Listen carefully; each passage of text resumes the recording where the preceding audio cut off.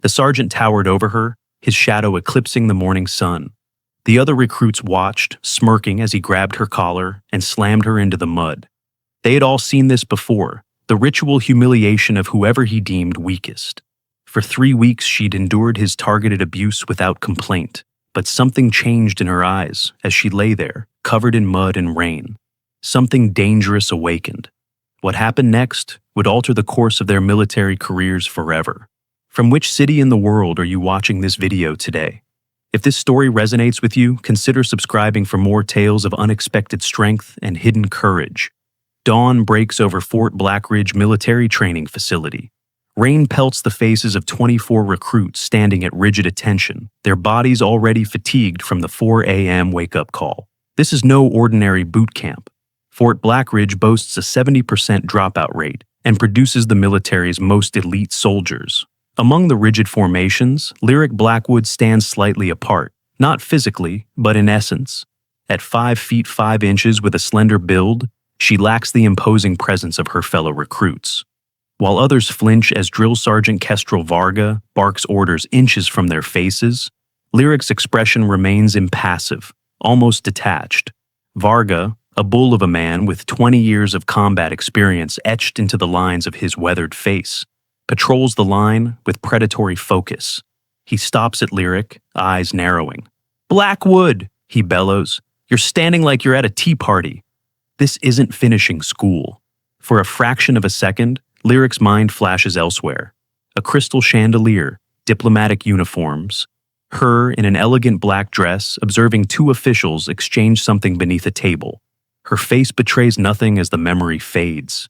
"Yes, Sergeant," she responds quietly. Behind her, several recruits exchange smirks. Orion Tavish, broad-shouldered with an easy confidence that speaks of privilege, leans toward his bunkmate. "$10 says Blackwood doesn't last the week," he whispers. The morning unfolds into a brutal obstacle course. Recruits haul themselves over walls, swing across mud pits, and crawl under barbed wire.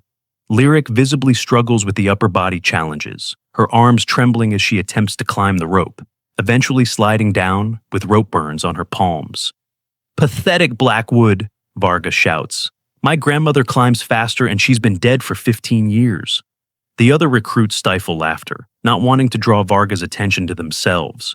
Lyric accepts the criticism without visible reaction, picking herself up and moving to the next station with mechanical efficiency.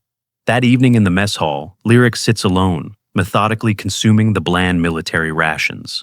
The table around her remains empty until 2 female recruits, Juniper Frost and Everly Quinn, reluctantly take seats when all other tables fill. "So, what's your story?" Blackwood, Juniper asks, not unkindly. "You don't exactly scream military material." Lyric looks up from her tray. "Just wanted to serve," she offers vaguely. Her eyes track a lieutenant passing through the hall with unusual focus before returning to her food. "Right," Everly says, unconvinced. "Most people with doctorates don't suddenly decide to enlist. They become officers." Lyric's fork pauses halfway to her mouth. "What makes you think I have a doctorate?" Everly shrugs. "The way you talk. The vocabulary you use when you forget to dumb it down. The books I've seen you reading during break." Lyric offers a small, non-committal smile and changes the subject. "How are you finding the training so far?" The conversation shifts to safer ground, but Juniper and Everly exchange a look that says they're not fooled by Lyric's deflection. Later that night, while others sleep, Lyric tends to her blistered hands with practiced efficiency, applying antiseptic and tape with the precision of someone familiar with injury care. As she reaches into her bag for more supplies, a letter falls out, addressed to Dr. Lyric Blackwood, Department of Linguistics. She quickly tucks it away, glancing around to ensure no one saw. Juniper, returning from the bathroom, catches a glimpse but says nothing, her suspicions confirmed. The days blend together in a grueling rhythm of physical exertion, mental challenges, and constant pressure. While other recruits form bonds through shared suffering, Lyric remains on the periphery, observing more than participating. Varga's attention to her never wavers, his criticism growing more pointed as she continues to perform adequately but never exceptionally. "Blackwood," he announces one day during firearms training, Your shooting stance looks like you're posing for a fashion magazine. This isn't a photo shoot. The range falls silent as everyone turns to watch. Lyric adjusts her position slightly, but something in her eyes suggests she could correct it perfectly if she wanted to. Like this, Sergeant? She asks, adopting a stance that's marginally better, but still not correct. Varga's face darkens. No, like this. He demonstrates with exaggerated movements, as if teaching a child. Has anyone ever told you that you're unteachable, Blackwood? Not that I recall, Sergeant, she replies, her voice neutral, but her eyes challenging. Varga holds her gaze for a long moment before moving on to the next recruit. Orion, watching from 2 lanes over, reassesses his earlier judgment of Lyric. There's something about her that doesn't quite add up. 3 weeks into training, Varga leads the platoon on a 15-mile march through driving rain. While he carries only a light pack, the recruits struggle under 60 pounds of gear. The trail has turned to slick mud, making each step treacherous. Orion, for all his bravado, begins to falter. His ankle turns on a hidden root, and he stumbles forward, about to fall face first into the mud. Without drawing attention, Lyric subtly shifts position, briefly supporting his weight until he regains balance. Varga notices immediately. Blackwood, you think this is a charity run? Drop and give me 50. Right here, right now. The platoon continues marching as Lyric drops into the mud, executing perfect push-ups despite the conditions. When she finishes, she rises and sprints to catch up with the group, her face betraying no resentment or fatigue. Thanks, Orion murmurs when she falls into step beside him. I owe you one? No, you don't, Lyric replies simply. We're a unit. That's what we do. The words are standard military philosophy, but something in her tone makes Orion wonder if she's testing him, measuring his response against some hidden standard. That afternoon, the real test begins. Hand-to-hand combat training, a chance for Varga to establish total dominance. Blackwood, front and center, Varga commands, a dangerous smile playing on his lips. Let's show everyone what happens when you don't have what it takes. The entire platoon forms a circle around them. Rain continues to fall, turning the training ground into a muddy arena. Varga circles Lyric like a predator, the platoon watching with a mixture of anticipation and discomfort. Some, like Orion, look away. The outcome seems predetermined, the humiliation unnecessary. 3 weeks, Varga says, loud enough for everyone to hear, and you still move like a civilian. Maybe you should have stayed in whatever soft little life you came from. For just a moment, Lyric's mind flashes to a darkened room, her hands moving with blinding speed to disarm an attacker twice her size. A voice crackles through an earpiece. Mission complete, Agent Blackwood. The memory vanishes as Varga lunges forward without warning, grabbing Lyric's collar and shoulder, using his superior weight to slam her hard into the mud. The impact knocks the wind from her lungs, and water splashes up around her body. Laughter ripples through the platoon, nervous, uncomfortable, but present. Varga stands over her, feet planted on either side of her mud-covered form. This is what weakness looks like, recruits, he announces triumphantly. This is what happens when you don't belong. Something changes in Lyric's eyes. The docile recruit vanishes, replaced by something cold, calculating, and infinitely dangerous. Her hand shoots out with snake-like precision, gripping Varga's ankle at exactly the pressure point that sends shockwaves of pain up his leg. In one fluid motion that seems to defy physics, she sweeps his supporting leg while simultaneously rolling her body to create leverage. Varga, all 200 pounds of him, crashes down with such force that mud sprays in a 6-foot radius. Before he can process what's happening, Lyric has reversed their positions completely, applying a joint lock that immobilizes him with minimal effort. Her technique is flawless, the kind that comes from thousands of hours of practice. Absolute silence falls over the training ground. Even the rain seems to pause. The first rule of combat assessment, Sergeant, Lyric says calmly, her voice carrying clearly to every stunned recruit. Never underestimate your opponent based on appearance. She releases him and stands at perfect attention, covered in mud but composed, as if awaiting further instructions. Varga rises slowly, his face flushed with a dangerous mixture of humiliation and rage. His mouth opens to deliver what would undoubtedly be a career-ending tirade when a commanding voice cuts through the silence. That's quite enough, Sergeant Varga. Colonel Thaddeus Wren, silver-haired with the quiet confidence of someone who never needs to raise his voice to command a room, steps forward from the crowd. No one had noticed him observing the entire scene. "Sir," Varga stammers, "I was just demonstrating." "I saw precisely what you were demonstrating, Sergeant," Wren interrupts, "and I believe Lieutenant Colonel Blackwood has made her point quite effectively." Gasps ripple through the assembled recruits. Confusion replaces shock on their faces as they process the revelation. Wren turns to address the platoon. "What you've just witnessed, recruits, is perhaps the most valuable lesson you'll receive during your time at Fort Blackridge." He gestures toward Lyric. "Lieutenant Colonel Lyric Blackwood is one of our most decorated intelligence operatives. For the past 3 weeks, she has undergone your training from the beginning, enduring everything you have and considerable additional targeting to assess our current training protocols." Varga stands frozen, the realization of what he's done slowly dawning on him. Wren continues, "Your report was correct, Colonel. We have serious vulnerabilities in how we evaluate recruit potential."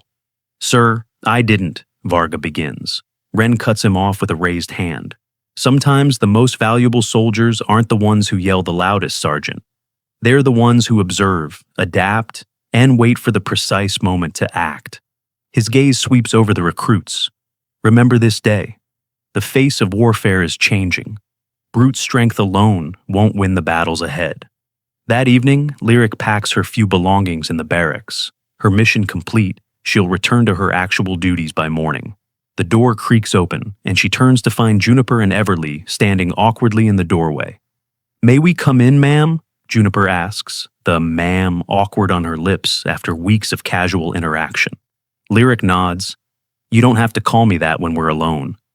The women enter cautiously, as if approaching a creature they thought they knew, but suddenly discovered was something else entirely. "You could have taken him down any time," Juniper says finally. "Why wait and endure weeks of his bullying?" Lyric sets down the shirt she was folding. "Because this wasn't about Varga. It was about all of you." She explains that military selection has become too focused on aggression and physical dominance, missing crucial skills like resilience, strategic thinking, and emotional intelligence. "The enemies we face now don't always wear uniforms or march in formation," she continues. "They hide in plain sight like I did, and the soldiers who will stop them might not look like traditional warriors." "Is that what you do?" Everly asks. "Intelligence work?" Lyric's smile is enigmatic. "Let's just say I've found my particular skills are valuable in certain contexts." "So what happens now?" Juniper wonders. "Training protocols change," Lyric answers, "and recruits like you, who noticed things weren't right but kept going anyway, get the respect and proper assessment you deserve." A shadow appears in the doorway. Sergeant Varga stands there, his usual imposing presence diminished. He's freshly showered, uniform impeccable, as if trying to reclaim some dignity. For a long moment, he says nothing. Then he straightens his spine and offers a crisp, perfect salute. "Colonel Blackwood," he says formally, "I request permission to review your findings to become a better instructor." Lyric studies him, seeing past the bravado to the soldier underneath. A man who, for all his flaws, believes in serving something greater than himself. She returns the salute with equal precision. "Approved, Sergeant. We begin tomorrow." The next morning, Lyric enters the officers' quarters where Colonel Wren waits with several other high-ranking officials. The atmosphere is tense, filled with the unspoken recognition that Fort Blackridge's training methods need significant reform. "Lieutenant Colonel," Wren greets her, "your demonstration yesterday was quite effective, perhaps more dramatic than I anticipated, but the point was made."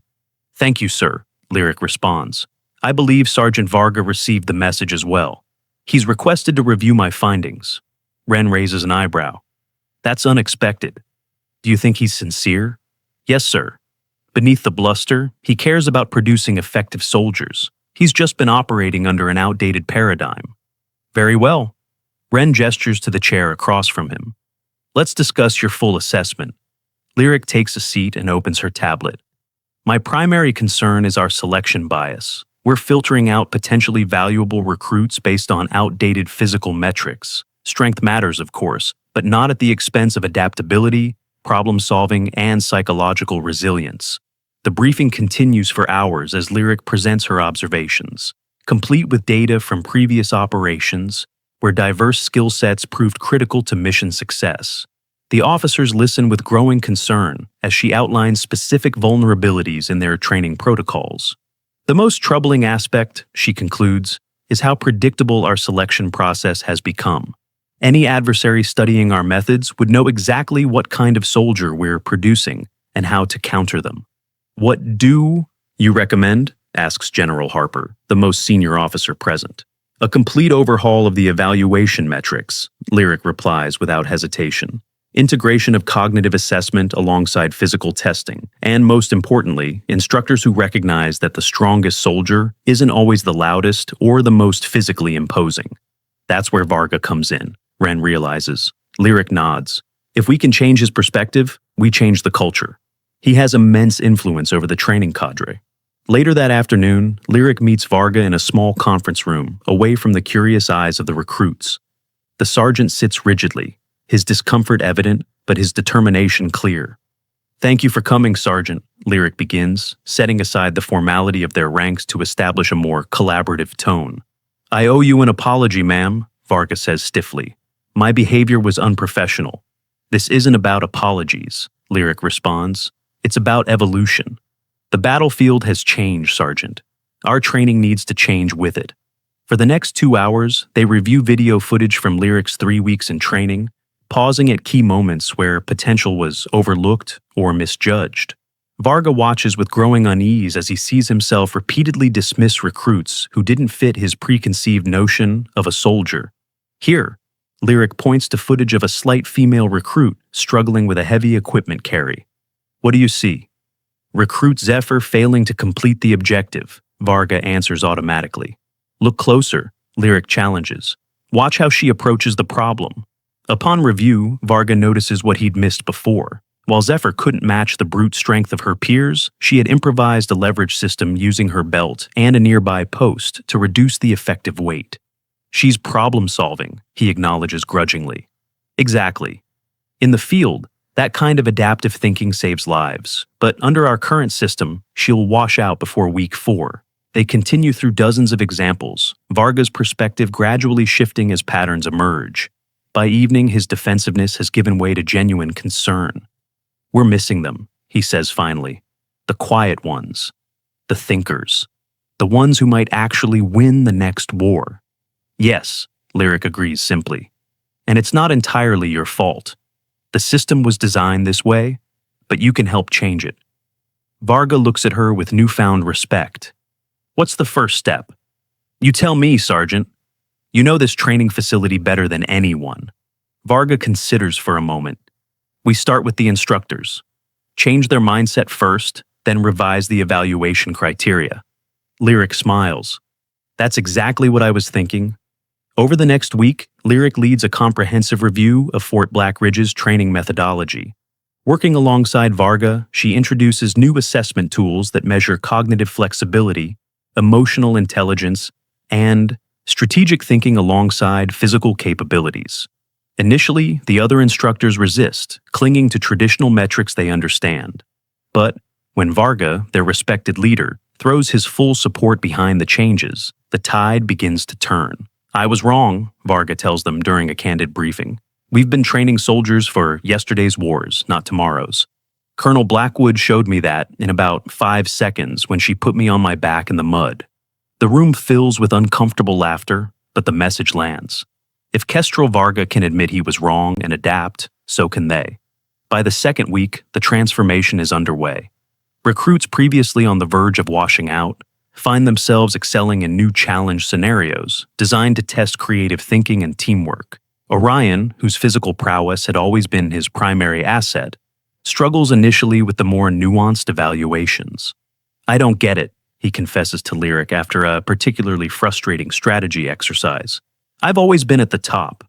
Now I'm barely middle of the pack." "That's because we're measuring different things now," Lyric explains. "But you can adapt, Tavish. I've seen you do it. Remember that moment on the march when you accepted help instead of falling?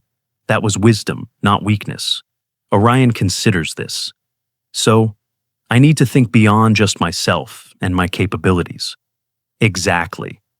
The best leaders know when to lead and when to follow someone with different strengths. As the training evolves, so do the relationships within the platoon. Hierarchies based solely on physical dominance give way to more complex networks of respect, based on complementary skills. Juniper, with her exceptional spatial awareness, becomes the go-to tactician for group exercises. Everleigh's photographic memory proves invaluable during intelligence briefings. Even Varga transforms, his instruction becoming more nuanced as he learns to spot potential in its various forms. He still demands excellence, but his definition of what constitutes excellence has expanded dramatically. 1 month after Lyric's revelation, Colonel Wren visits the training grounds to assess progress. What he finds impresses him: a cohesive unit where diverse talents are recognized and leveraged effectively. "Your work here is nearly done, Lieutenant Colonel," he tells Lyric as they observe a complex problem-solving exercise. "The changes are taking root." "There's still resistance in some quarters," Lyric notes. "Change never comes easily, especially to an institution this traditional." "True," Wren acknowledges, "but you've created momentum." And having Varga as an advocate has been crucial. They watch as Varga guides a recruit through a tactical decision with surprising patience, focusing on process rather than immediate results. "He's a different instructor now," Lyric observes. "People can surprise you when given the chance," Wren replies. "Speaking of which, I have new orders for you. Something that builds on what you've accomplished here." He hands her a sealed folder. "We're expanding this initiative. Fort Blackridge is just the beginning. We need to implement similar reforms across all training facilities. And we need someone with first-hand experience to lead the effort." Lyric opens the folder, scanning the contents with growing interest. "This is a significant promotion, sir." "Well earned," Wren assures her. "But before you accept, there's something else you should know." He hesitates, uncharacteristically uncertain. "The resistance to these changes goes beyond a few stubborn instructors. There are those in high command who believe we're weakening the force, making us vulnerable." "That's to be expected," Lyric responds. "Change always meets resistance." "This is more than routine bureaucratic pushback," Wren warns. "There's an organized effort to discredit the program and anyone associated with it. Taking this position puts you directly in their crosshairs." Lyric closes the folder, her decision already made. "With respect, sir, I've been in crosshairs before. Usually those targeting me regret it." Wren smiles slightly. "Just like Sergeant Varga did?" "Exactly like that," Lyric confirms. "Only next time, I won't wait 3 weeks to make my point." 6 months later, a new group of diverse recruits arrives at Fort Blackridge. Among them are faces that would never have made it past the first week in the old system. A slender woman with the watchful eyes of a tactician. A slight man whose fingers suggest he's more comfortable with technology than weapons. Varga and Lyric, now in her officer's uniform with the appropriate insignia, watch side by side from the observation platform. "That one in the back row," Varga notes, nodding toward a recruit who barely meets the height requirement. "Old me would have broken her first day." Lyric smiles slightly. "And now?" Varga's weathered face shows the beginning of wisdom. "Now, I wonder what she might be capable of that I can't see yet." The transformation in Fort Blackridge's training program has been remarkable, but not without challenges. Resistance from traditional military circles has grown more organized, with several high-ranking officers openly questioning the wisdom of what they call the soft approach. The latest memo from General Hargrove calls it experimental and potentially dangerous to national security. Colonel Wren informs Lyric during their weekly briefing. He's requesting a congressional review. Lyric remains unfazed. "Let them review. The results speak for themselves. Our completion rates are up 23%, and the quality metrics on graduate performance are unprecedented. Facts don't always win political battles," Wren cautions. "Then we'll have to be more persuasive," Lyric responds, already formulating a strategy. "Invite Hargrove to observe the final qualification exercise next week. Let him see firsthand what we've built here." Wren looks skeptical. "You think that will change his mind?" "No," Lyric admits, "but it will make it harder for him to dismiss us publicly when he's seen what these recruits can do." The day of the final qualification exercise arrives with clear skies and a brisk wind. General Hargrove and his entourage stand rigidly on the observation platform, their skepticism evident in every line of their bodies. "This is highly irregular, Colonel Wren," Hargrove comments as they wait for the exercise to begin. "Combat effectiveness cannot be measured through role-playing games." "With respect, General, this is far from a game," Wren responds. "The scenario these recruits are about to face integrates all aspects of modern warfare, from kinetic engagement to cyber operations to psychological elements." Hargrove makes a dismissive sound. "Warfare is ultimately about force meeting force, Colonel. Always has been, always will be." "Perhaps you should reserve judgment until after the demonstration, sir," Lyric suggests politely. The exercise begins with a simulated hostage situation in an urban environment. Traditional military protocol would suggest overwhelming force, but the platoon takes a different approach. Under Orion's leadership, they divide into specialized teams, each leveraging different strengths. Juniper's team establishes a perimeter, while Everly's group infiltrates digitally, disabling security systems and gathering intelligence. The slender woman Varga had pointed out earlier proves to be a gifted negotiator, establishing communication with the hostage takers while other teams move into position. "What are they doing?" Hargrove demands. "They should be preparing for breach and clear." "They're gathering information first," Varga explains, understanding the situation before committing to action. The operation unfolds with remarkable precision. When force becomes necessary, it's applied surgically, minimizing collateral damage. The hostages are secured with zero casualties on either side. "Impressive coordination," one of Hargrove's aides admits grudgingly. "This was a controlled environment," Hargrove counters. "Real combat is chaotic, unpredictable." "You're absolutely right, General," Lyric agrees, which is why the second phase introduces random variables unknown to both the recruits and their instructors. At her signal, a series of unexpected challenges activate, from communication failures to simulated civilian interference. The platoon adapts in real time, reorganizing their approach without missing a beat. "They're resilient," Wren observes. "That's what this program builds, soldiers who can think through problems, not just power through them." By the end of the demonstration, even Hargrove's rigid expression has softened slightly. While not entirely convinced, he's at least thoughtful, which Lyric counts as progress.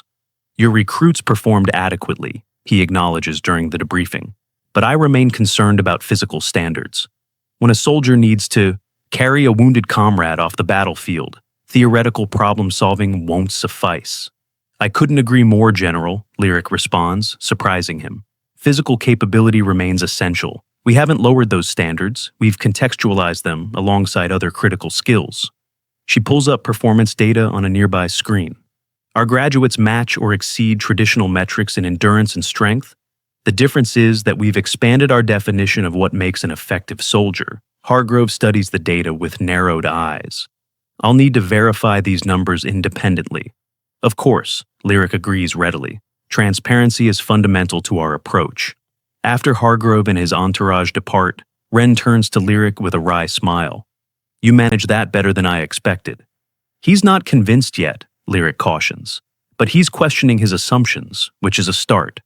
"You've done remarkable work here, Lieutenant Colonel," Wren says, "but I think we both know your talents are needed elsewhere now." Lyric nods, having anticipated this conversation. "The other training facilities?" "Yes, but not just as an advisor. We're establishing a new command specifically focused on next-generation warfare preparation. I've recommended you to lead it." Lyric absorbs this information, recognizing both the opportunity and the challenge it represents. "That will ruffle even more feathers than what we've done here." "Undoubtedly," Wren agrees, "which is precisely why you're the right person for it.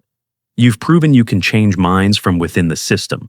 Later that evening, Lyric finds Varga in the training yard, running a small group of instructors through the new evaluation protocols.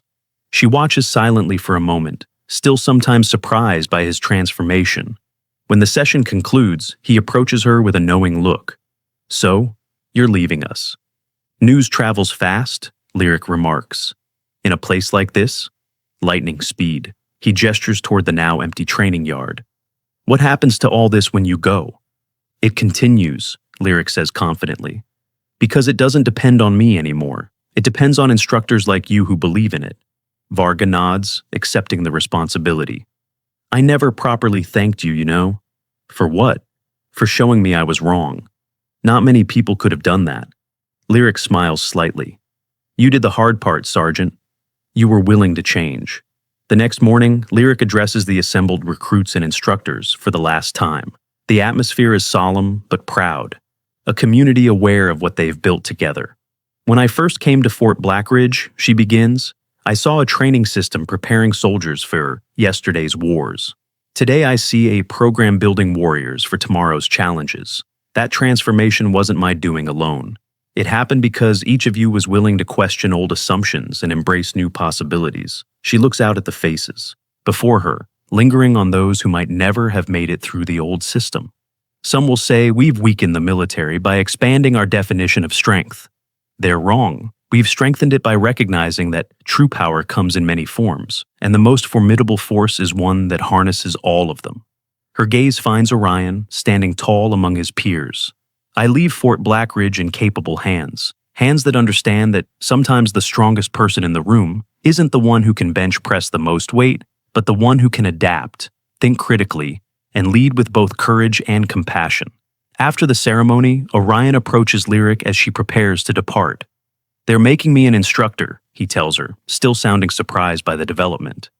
I know, Lyric replies. I recommended you. Me? Orion looks genuinely confused. But I was one of the worst examples of the old way of thinking. Exactly, Lyric says, which makes you one of the best advocates for the new approach. You've experienced both sides and can speak to the difference. Understanding dawns on Orion's face. That's why you did it, isn't it? The whole demonstration with Varga. You needed someone from the inside to validate the changes. Change rarely comes from outside, Tavish. It happens when those within the system recognize the need for it. Orion straightens, accepting the challenge. I won't let you down. I know you won't, Lyric says with confidence. Just remember what you learned here. Look for strength in all its forms, not just the obvious ones. 1 year later, Fort Blackridge has become the model for military training across all branches of service. The program Lyric pioneered has expanded to 5 additional facilities, each adapting the core principles to their specific needs. General Hargrove, once the program's most vocal critic, has become a cautious supporter after several of the graduates distinguished themselves in complex operations abroad. The congressional review he initiated ended with increased funding rather than restrictions. Lyric, now a full colonel, oversees the strategic implementation from the Pentagon, working to ensure that the changes take root throughout the military culture. It's challenging work, with resistance still emerging from unexpected quarters, but the momentum is undeniable. During a rare visit back to Fort Blackridge, she watches a new class of recruits tackle the final qualification exercise. The diversity among them is striking, not just in physical appearance, but in approach and thinking style. Varga joins her on the observation platform, now the head instructor for the entire facility. Quite a change from when you first arrived, he comments. For the better, Lyric responds, watching a team of recruits solve a complex challenge through collaboration rather than brute force. We received applications from 3 other countries last week, Varga informs her. They want to implement similar programs. Lyric nods, unsurprised. The future of warfare is changing. Those who adapt first gain the advantage. As they watch, a slight female recruit, reminiscent of Lyric herself, takes command of a difficult situation, her quiet authority immediately respected by her peers. It's a small moment, but symbolically powerful. They say you're being considered for general, Varga mentions casually. There's still work to be done before that happens, Lyric deflects. Maybe, Varga acknowledges. But when it does, remember where it started. In the mud, Lyric says with a small smile, with a sergeant who thought he knew everything about strength. And a lieutenant colonel who proved him wrong, Varga completes the thought, no longer bothered by the memory. As the exercise concludes successfully, Orion gathers the recruits for debriefing. His teaching style blends the best of the old discipline with a new emphasis on adaptive thinking. Look to your left, look to your right, he tells them, echoing words that have been spoken for generations, but with a new meaning. The person you least expect might be the one who saves your life someday.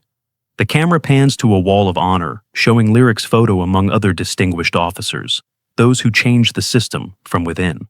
Have you ever known someone who never asked for recognition but deserved more than anyone else? Orion asks the recruits, but his words seem directed at the audience as well. Those are the people who change everything when they finally reveal their true strength. As the new recruits disperse to begin their final preparations, the camera lingers on a fresh-faced recruit who reminds us of Lyric in the beginning, quiet, observant, underestimated. The cycle begins again, but this time with eyes wide open.